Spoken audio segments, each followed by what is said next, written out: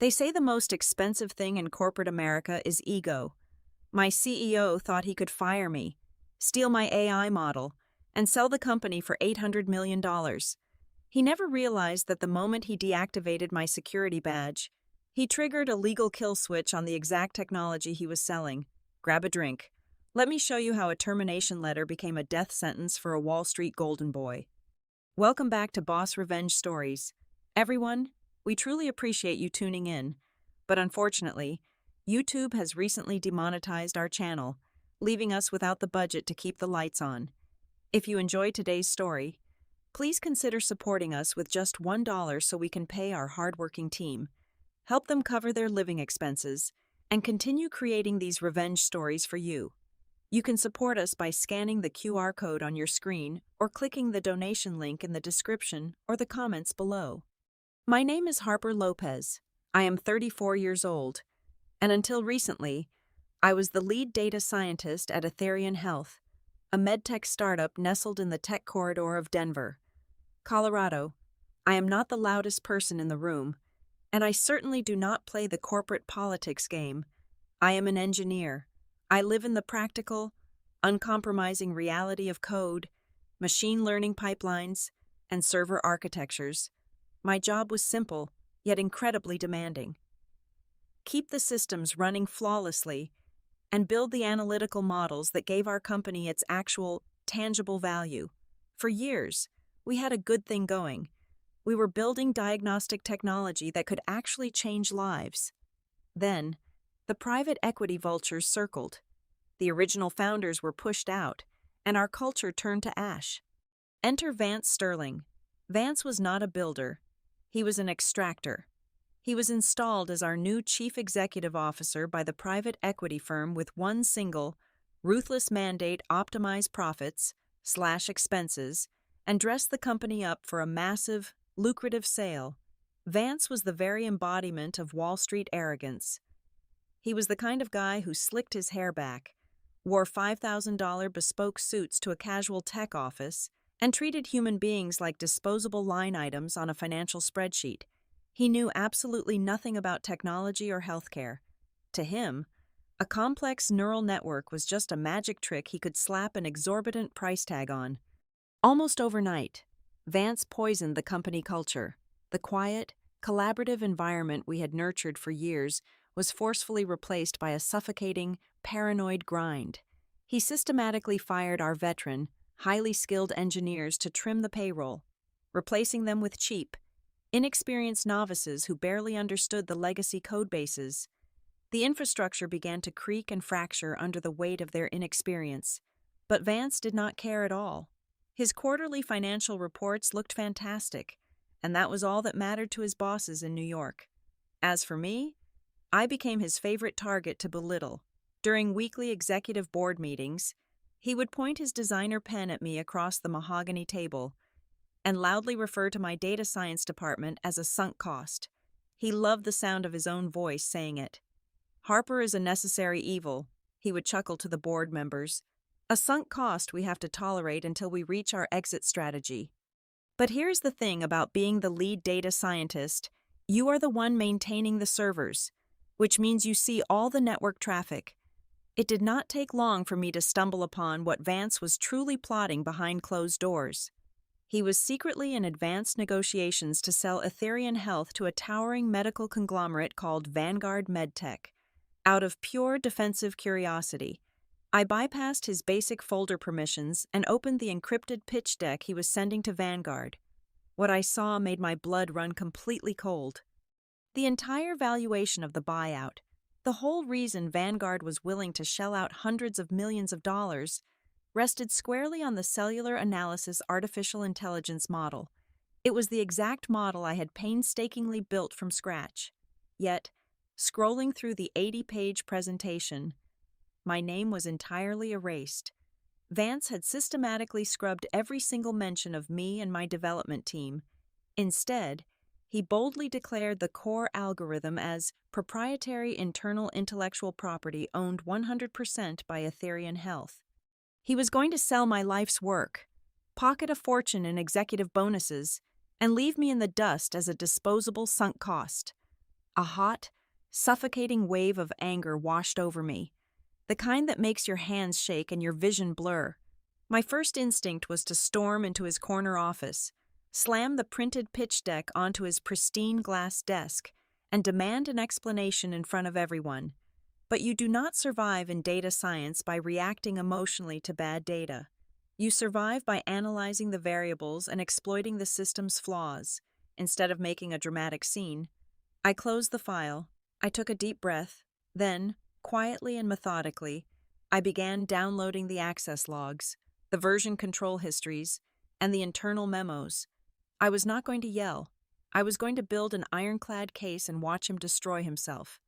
Long before Ethereum Health secured its sleek office space in Denver, and well before the private equity money began to flow, there was just me, a cluster of overheating graphics processing units in my cramped basement apartment, and a singular, consuming obsession.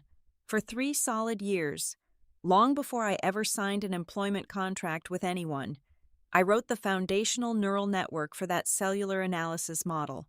I spent thousands of hours training the algorithm on massive, open-source medical datasets. I meticulously refined the computational weights and the algorithmic biases, and I did it entirely on my own hardware, during my own time. The core engine of that artificial intelligence was undeniably mine. It was my absolute masterpiece.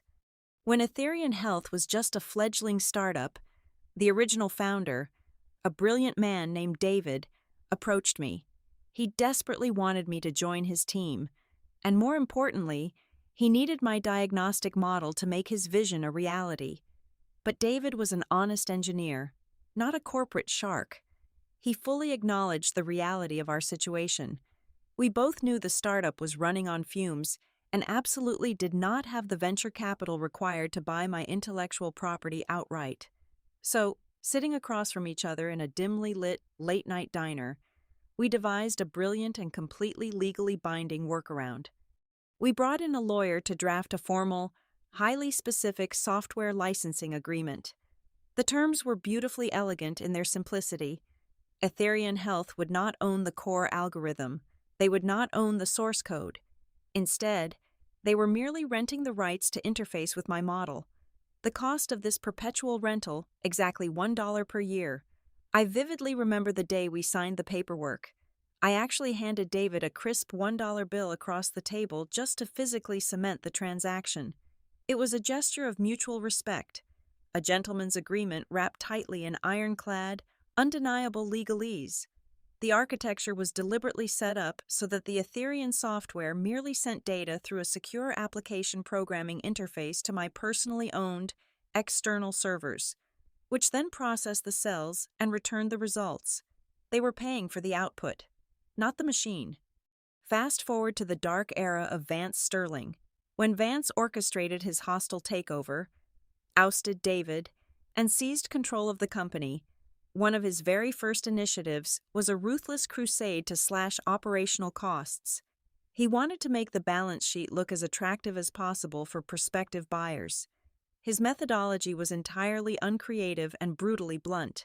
He demanded that the accounting department generate a massive, unwieldy spreadsheet listing every single third-party vendor, every independent contractor, and every external software license we possessed. "We are going to cut away the fat," he announced proudly during a company-wide broadcast. But Vance had a fatal flaw. His absolute conviction that he was the smartest person in the room blinded him to the intricate details. He was a finance executive who worshipped the bottom line, which meant his eyes only scanned the accounting columns for large, intimidating dollar amounts. He never bothered to read the underlying clauses or understand the historical context of the expenses. When he scrolled down that master spreadsheet, he inevitably saw a line item labeled Harper Lopez licensing fee for the sum of $1 per year. To a Wall Street golden boy dealing in multi-million-dollar projections, a $1 annual expense is not even a rounding error. It is microscopic. It is irrelevant corporate junk. He was entirely too lazy and far too arrogant to instruct the legal department to pull the original, physical contract from the archives and read the fine print. He assumed it was just some archaic administrative fee left over from the messy startup days. If he had just spent 15 minutes reading that document, he would have discovered the explosive truth hiding in plain sight. That $1 contract contained a very specific, meticulously worded, non-negotiable termination clause. David and I used to call it the poison pill. The clause stated, in absolute and undeniable legal terms, that if my employment at Etherian Health was ever terminated involuntarily, or if the company attempted to unilaterally sever the licensing agreement without my explicit notarized written consent, their right to use, access, or profit from the artificial intelligence model would be instantaneously and permanently revoked. The application programming interface would securely shut down. The intellectual property would revert entirely to my exclusive control. In the high-stakes world of corporate acquisitions, intellectual property is the only currency that truly matters. A conglomerate like Vanguard MedTech does not just buy a company's office furniture, they buy the undisputed, unencumbered ownership of the underlying technology. If Vance sold Etherian Health while falsely claiming they owned the artificial intelligence outright, and the license was suddenly yanked away, he would not just be selling a defective product, he would be committing massive, undeniable federal corporate fraud. Sitting quietly at my desk, watching Vance parade around the office in his tailored suits, completely oblivious to the fact that his entire empire was built on a leased foundation that I controlled, I made a final, calculated choice. The ultimate heist had practically written itself. I did not need to hack into a mainframe. I did not need to steal a briefcase full of corporate secrets. I just needed to stand perfectly still and wait. I would not utter a single word of warning. I would not remind him of the $1 contract sitting quietly in the archives. I was going to let his unchecked, fragile ego guide him right to the edge of a very steep cliff. And I was going to happily let him take the final step off all by himself. The atmosphere inside the main conference hall was suffocatingly tense when Vance called a mandatory, company-wide town hall meeting at 9 o'clock on a Tuesday morning. He stood on the raised platform, bathed in the harsh fluorescent lights, projecting the aura of a conquering king. Pacing back and forth with a wireless microphone, he proudly announced that Etherian Health was entering a new era of unprecedented growth. But the core of his speech was a thinly veiled threat. He puffed out his chest and declared, "Let me be absolutely clear to everyone in this room. The cellular analysis artificial intelligence that is driving our valuation is 100% exclusive, proprietary company property. I will not tolerate any rogue engineers or former staff attempting to claim false credit for Etherian's assets." He looked directly at my section of the room when he said it. The arrogance was palpable. I returned to my workstation, the mechanical hum of the servers beneath my feet grounding me.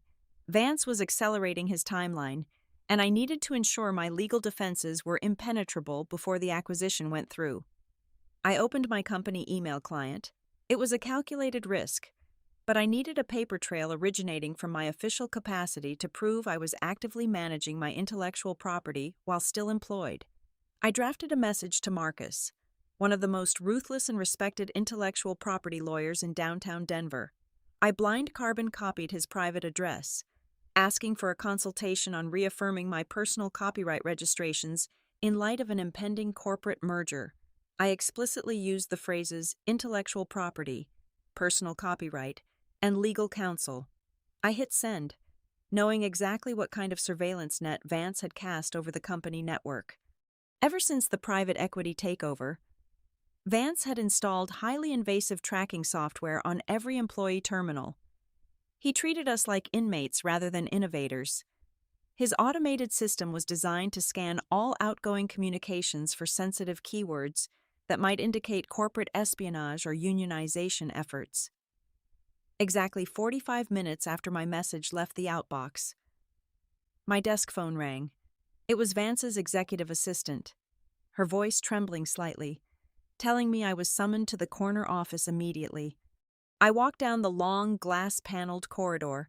The moment I stepped into his sprawling office, Vance slammed the heavy wooden door shut behind me. His face was a violent shade of red. He did not offer me a seat. Instead, He marched behind his massive desk and slammed both of his palms down onto the glass surface so hard that his coffee mug rattled. "Who the hell do you think you are?" Vance spat, his voice echoing off the walls. He spun his laptop monitor around to face me. On the screen was a brightly flagged, intercepted copy of my email to Marcus. "Did you really think my IT department would not catch this? Are you actually trying to steal company property right out from under me?" Lopez. I stood perfectly still, my hands resting loosely at my sides. I did not blink. I did not raise my voice. I just watched the vein pulsing in his forehead. "You are a disgruntled, obsolete sunk cost," he shouted, pacing wildly like a cornered animal. "I am trying to close a deal worth hundreds of millions of dollars, and you are secretly contacting a lawyer to sabotage it. You think you can claim ownership of Etherion's crown jewel because you wrote a few lines of code a million years ago. You own nothing. You are nothing." The silence that followed his outburst was heavy and absolute. I could have spoken up right then. I could have explained the $1 licensing agreement. I could have told him to check the archives, to call the original founder, or to read the fine print of the legal architecture he was blindly trying to sell. I could have saved his entire career with a single sentence, but his contempt was so pure, so deeply ingrained, that I felt absolutely no obligation to rescue him from his own profound ignorance. My silence was a mirror, reflecting his unhinged paranoia right back at him. I just looked straight into his eyes with a terrifying, deadpan calmness. My lack of reaction seemed to break whatever fragile control he had left. His face contorted with absolute rage. "You are done," Vance screamed, pointing a shaking finger at my face. "You are fired. Effective immediately. You do not get 2 weeks. You do not get a severance package. You are finished in this industry." He violently pounded his keyboard, bringing up the administrative portal. "I am disabling your security badge and revoking your network access right now," he snarled, clicking his mouse with aggressive force.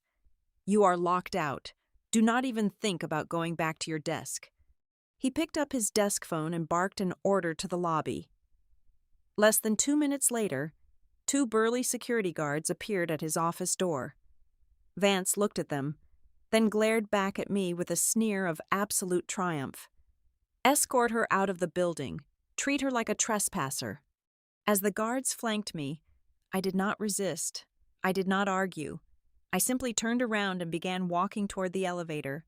Vance thought he had just eliminated his biggest headache. He had no idea that his trembling finger on that mouse had just pushed the detonator. The walk from the corner office to the front lobby felt incredibly peaceful. The 2 security guards hovered closely, expecting me to cry, shout, or beg for my job back. I did none of those things. I did not even stop at my desk to pack a cardboard box with personal belongings. The company could keep my cheap coffee mug and my potted succulent. The only item of value I had was resting safely in my coat pocket a tiny encrypted flash drive containing my archived personal emails and a high-resolution scan of the original $1 licensing contract. As I pushed through the revolving glass doors and stepped out into the crisp Denver air, I glanced back. I could see Vance standing by his floor-to-ceiling window on the 3rd floor, looking down at me with a smug, victorious grin. He honestly believed my silence was the ultimate sign of submission. He thought he had crushed me. He had absolutely no idea that his aggressive, hasty decision to fire me was the exact catalyst required to initiate the legal kill switch. The reality of the situation was coldly mathematical. At the precise second, Vance's finger clicked the mouse to revoke my network credentials and terminate my employment. The termination clause of my licensing agreement was officially triggered. The contract was instantly rendered null and void. Etherian Health no longer possessed the legal right to interface with my neural network. From that exact moment onward, every single piece of cellular data their software attempted to process through my architecture was an undeniable act of unauthorized software piracy.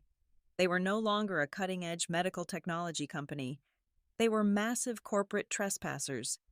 I did not go home to update my resume. I drove straight into the heart of downtown Denver and took the elevator up to the top floor of a sleek corporate building to meet with Marcus. Sitting in his immaculate, soundproof office, I handed over the flash drive. Marcus plugged it in, reviewed the original contract, read Vance's termination notice, and leaned back in his leather chair with a slow, predatory smile. "So," Marcus said, intertwining his fingers, "how much do we want to sue him for wrongful termination?" "We are not suing him for wrongful termination," I replied, my voice completely flat. "That is pocket change. I want the entire chessboard."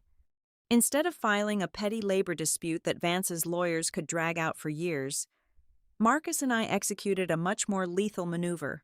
We quietly prepared and submitted an expedited, absolute copyright registration filing directly to the Federal Copyright Office.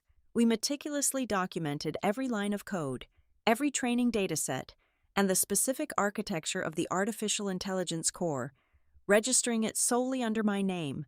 We did not send a cease and desist letter to Etherian Health. We did not alert Vance to his fatal mistake. We simply planted a massive, invisible legal landmine directly in the path of the impending corporate merger, and we buried it deep. Leaving Marcus's office, I finally headed back to my apartment. I walked down to my basement, the room filled with the steady, comforting hum of my personal server racks. This was the true brain of Etherian Health. Sitting right here on my concrete floor, I opened my terminal interface and watched the live traffic logs. The application programming interface gateway was continuously flashing, receiving hundreds of rapid-fire pings per minute from Etherian's network as their clients submitted medical images for analysis. I cracked my knuckles, placed my fingers on the mechanical keyboard, and typed a single, decisive command string to modify the firewall permissions. Execute. In an instant, the gateway slammed entirely shut. Access denied. I did not inject malicious code or delete their databases. I simply cut the invisible cord connecting their empty software shell to my proprietary artificial intelligence weights. The beauty of this lockout was its subtlety. Etherian's internal network would not immediately crash or display flashing red error screens. Their system could still technically run and regurgitate old cached data, giving their inexperienced new engineers the temporary illusion that everything was perfectly fine. But the model could no longer learn. It could no longer process a single new, unique cellular image. The system was completely lobotomized. Later that evening, while my servers sat quietly in the dark, I opened my professional networking feed on my laptop. Right at the top of the page was a new, heavily promoted post from Vance Sterling. It was a high-definition photograph of Vance and his sycophant executive team standing in the boardroom, aggressively toasting with crystal glasses of expensive champagne. The caption was a masterclass in corporate vanity. He boasted about achieving historic financial milestones, driving unprecedented technological innovation, and closing the biggest acquisition deal of the decade in just a few short weeks. The comment section was flooded with congratulations from Wall Street investors and private equity executives. They were throwing a massive, public celebration on a ship that was already taking on water. I took a sip of my tea, closed the laptop, and went to sleep. The trap was set, the lock was turned, and all I had to do now was wait for the auditors to arrive. 3 weeks later, the final phase of the acquisition process began. In the corporate world, they call it due diligence. I call it the autopsy. Vanguard MedTech did not become a global medical powerhouse by writing blind checks for hundreds of millions of dollars. They sent in their elite strike team, a dozen senior technical auditors and high-powered intellectual property lawyers descended upon Etherian Health headquarters. They took over the largest conference room, demanding complete, unfettered access to every single repository, database, and legal filing. Vance was in his absolute element, strutting around the office like a proud peacock. He ordered catered lunches, shook hands vigorously, and confidently assured the Vanguard executives that they were purchasing the most advanced, self-contained diagnostic engine on the market. But while Vance was busy playing the visionary chief executive, the Vanguard engineers were quietly dissecting his prized possession. The technical audit began on a Wednesday morning. Vanguard brought their own massive, proprietary medical datasets to run stress tests on the cellular analysis model. They needed to verify the accuracy rates Vance had promised in his glossy pitch deck. Within the first 2 hours, The facade began to crack. The Ethereum system accepted the raw image files, spun its digital wheels, and then outputted absolute garbage. The diagnostic accuracy, which was supposed to be north of 98%, plummeted to less than 15%. It was worse than random guessing. The junior engineers Vance had hired to replace my team frantically rebooted servers and restarted the application, sweating profusely as the Vanguard auditors watched them with cold, unforgiving eyes. A senior Vanguard architect pushed one of the panicking kids aside and began tracing the diagnostic execution path manually. It did not take him long to find the severed artery. He discovered that the core application was completely hollow. It possessed no internal logic for analyzing cells. Instead, the code was desperately trying to send outbound data requests to an anonymous external server protocol. That protocol was actively returning a hard access denied error.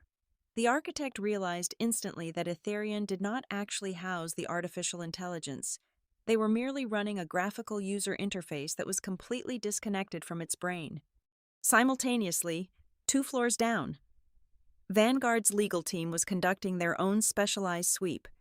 In mergers of this magnitude, lawyers do not just read what is handed to them, they verify it against federal databases. A junior attorney running a standard query through the Federal Copyright Office registry hit a massive red flag: the cellular analysis algorithm.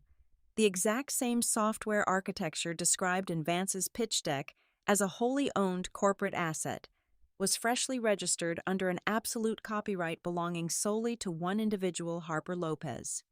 The pieces clicked together in the minds of the Vanguard team. They were not buying a revolutionary medical technology company. They were about to spend a fortune on a completely empty, legally compromised shell. My phone rang at exactly 2 o'clock in the afternoon. The caller ID displayed a Chicago area code. I picked it up, letting the silence hang for a brief moment. "Am I speaking with Harper Lopez?" a sharp, authoritative female voice asked. "You are," I replied, staring at my server racks. "My name is Sarah Jenkins. I am the head of legal for Vanguard MedTech. We are currently conducting due diligence at Ethereum Health, and we have encountered a significant discrepancy regarding the intellectual property ownership of the core algorithmic model. We found a federal copyright registration in your name. Mr. Sterling claims the company owns this technology entirely. Can you clarify this situation for us?" I smiled. The tone of her voice told me everything I needed to know. She was not accusing me. She was investigating Vance. "I would be more than happy to clarify. Sarah," I said smoothly, "Vance Sterling is committing fraud. Ethereum Health does not own the model, and they never did. They operated under a highly conditional $1 per year licensing agreement, a copy of which I can email to you right now." "A $1 license?" Sarah asked, her professional composure slipping into genuine shock. "And what are the conditions of this license?" "The primary condition," I explained, "was that if I was ever fired, the license would instantly terminate, and all permissions would be revoked. Vance Sterling wrongfully terminated my employment 3 weeks ago, escorted me out of the building with security, and deactivated my badge. In doing so, he legally destroyed his own access to the technology. The system you are testing right now is dead. It is a brick." I did not wait for her to ask for proof. I immediately forwarded an encrypted folder directly to her email address. It contained the original signed contract, the aggressive internal emails Vance had sent me, the security logs of my sudden termination, and the official copyright certification. I gave her the absolute, undeniable truth.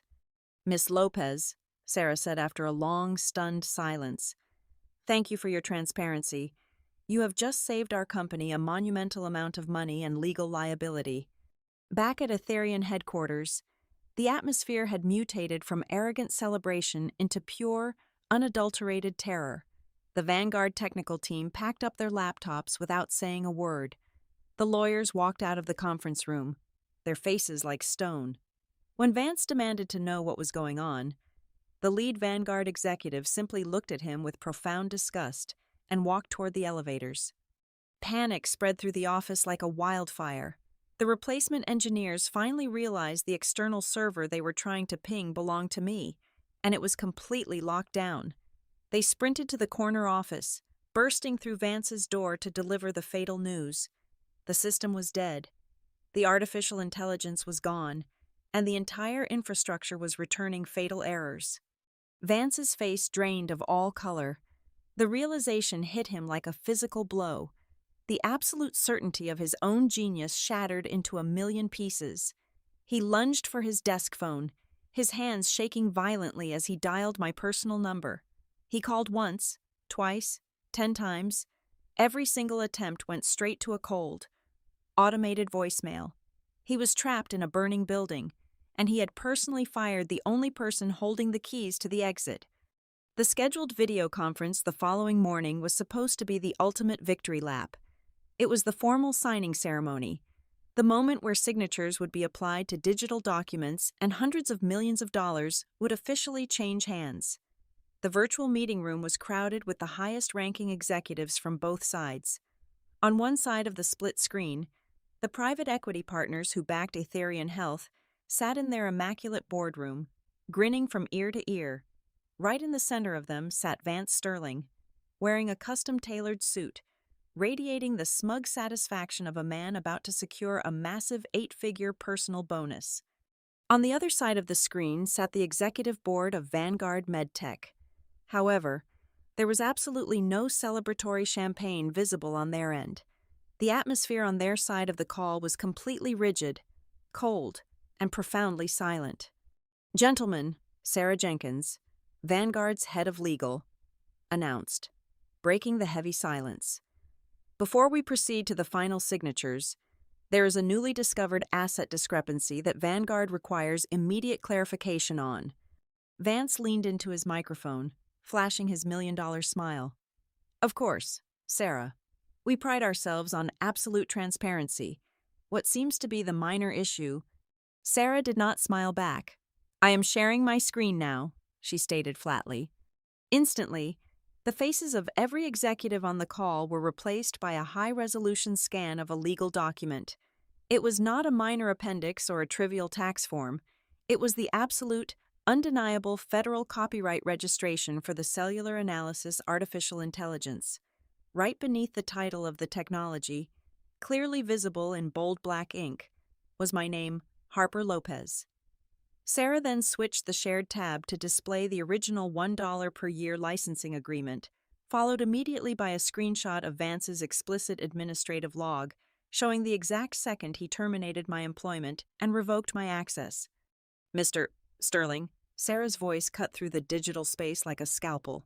"You represented to this board, in writing and in countless financial projections, that Aetherian Health owned this proprietary model outright, the documents currently displayed on your screen, provided directly to us by the actual owner of the technology, prove that you held a highly conditional rental agreement. Furthermore, they prove that you personally, recklessly, and permanently voided that agreement by wrongfully terminating the creator of the software just 3 weeks ago. You are attempting to sell us an empty corporate shell under the guise of an artificial intelligence company." The private equity partners sitting around Vance physically recoiled. All eyes snapped toward him. Vance's face went completely ashen. The smug arrogance melted off his features, replaced by raw, unadulterated terror. "This is a misunderstanding," Vance stammered, his voice cracking violently. "That document is an archaic relic. My human resources department failed to flag it. The engineering team assured me the intellectual property was ours. This is just a disgruntled former employee trying to extort us at the finish line. We had our senior technical architects bypass your non-functional graphical interface yesterday." Sarah interrupted, her tone completely devoid of mercy. "The system is dead. Mr. Sterling, the application programming interface is permanently sealed. You do not have the code, you do not have the weights, and you most certainly do not have the legal right to sell it. This is not a misunderstanding. This is deliberate, egregious intellectual property fraud." The chief executive officer of Vanguard finally leaned into the frame. "Vanguard MedTech is officially withdrawing from this acquisition. Furthermore, Our legal counsel will be filing a massive civil lawsuit against Etherian Health and its managing partners by the end of the business day for deceptive business practices and attempted fraud. This meeting is terminated.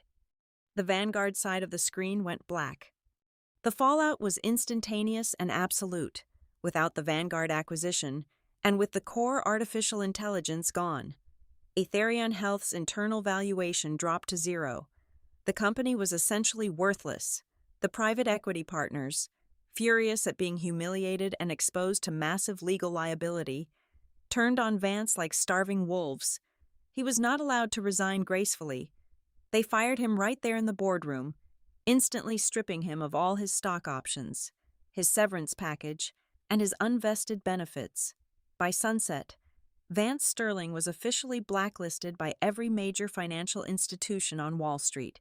He became a ghost, utterly radioactive to anyone in the corporate sector. But the story did not end with his destruction. The very next morning, my phone rang again. It was Vanguard MedTech. They still wanted the cellular analysis artificial intelligence, and they knew exactly who owned it, without Etherion acting as a parasitic middleman. Vanguard negotiated directly with me and my lawyer, Marcus. Within a week, we signed an exclusive, multi-million-dollar licensing contract that ensured I retained ultimate ownership while granting them the diagnostic power they so desperately needed. 6 months later, I am sitting in the corner office of my own newly founded tech firm. The sun is streaming through the windows, and the server hum is a steady, comforting rhythm in the background. My phone buzzes on the desk. I glance down at the screen. It is a text message from an unknown number, but the desperate, pleading tone is unmistakable. It is Vance. He is begging for a 5-minute phone call, asking if I can put in a good word for him somewhere, anywhere, claiming he has lost absolutely everything. I look at the message for a second. I do not feel anger. I do not feel pity. I just smile, tap the delete button, and block the number forever. I turn my chair back to my monitors and begin typing a new line of code. You reap exactly what you sow in this world. Salvation is not for thieves. Thank you so much for listening to today's story. Everyone, we would love to know where you are tuning in from, so please let us know in the comments below. If you enjoyed this story and want to help us keep this channel alive, please consider supporting us with just $1. You can scan the donation QR code right here on the screen, or use the donation link in the video description or the pinned comment. That single dollar goes directly to paying our dedicated team, helping them support their families, and ensuring we can continue crafting these incredible revenge stories for you. Thank you again, and we will see you in the next one.